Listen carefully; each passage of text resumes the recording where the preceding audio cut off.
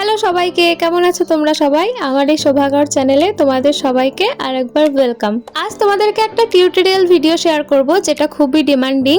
এটা আমার একটা অর্ডারের কাজ, তাই তোমাদেরকে ভাবলাম টিউটোরিয়ালটা শেয়ার করা যাক।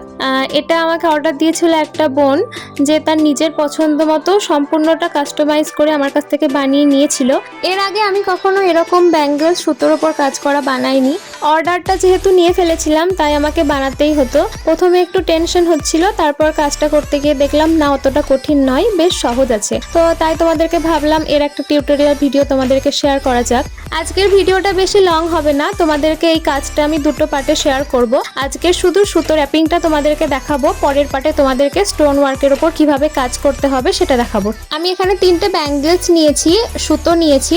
আমার এখানে একটা কালারেরই যেহেতু সুতোর কাজ ছিল তাই একটা কালারের উপর সুতো নিয়েছি। তোমরা যদি চাও 2টো কালার বা 3টে কালার যে যেরকম চাও সেরকম ইউজ করতে পারো, আর যদি মিক্স করে করতে চাও তাও তোমরা মিশিয়ে সুতোটা ইউজ করতে পারো। ব্যাস এইটুকু জিনিসই দরকার। আর আঠা আর কাঁচি তো সবসময় তোমাদের থাকতেই হবে হ্যান্ডওয়ার্কের কাজে।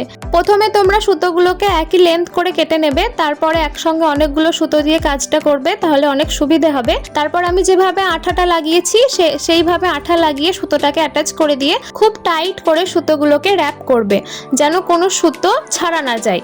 আর সুন্দরভাবে ধরে টাইট করে করবে, তাতে কাজটা খুব ভালো হবে আর সিম্পলের মধ্যে খুব সুন্দর লাগবে। কোনো সুতো যেন বাইরে না যায় বা কোনো সুতো যেন এদিক ওদিক না হয়, তবেই কিন্তু জিনিসটা দেখতে সুন্দর লাগবে আর ফুটে উঠবে খুব সুন্দর। দেখো তোমরা ভিডিওটা পুরোটা দেখলেই ভালোভাবে বুঝতে পারবে যে কিভাবে আমি র্যাপ করার কথা বলছি। আর এইভাবে যদি টাইট করে র্যাপ করো তবে ব্যাঙ্গেলসগুলো দেখতে কিন্তু ভীষণ সুন্দর লাগবে।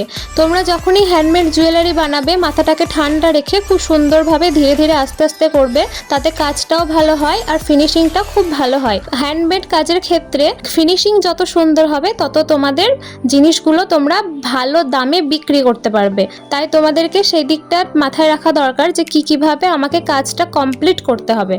আশা করি তোমরা বুঝতে পেরেছো আমি কি বলতে চেয়েছি। এরপর দেখো আমার র্যাপিংটা কমপ্লিট হয়ে গেছে, তারপর আমি সুতোটাকে সুন্দরভাবে আঠা দিয়ে লাগিয়ে নেব। তোমরাও কিন্তু একই রকম ভাবেই জিনিসটা করো। তারপরে তোমাদের যদি আরো ব্যাঙ্গেল থাকে সেগুলোও সুন্দরভাবে র্যাপ করে নেবে।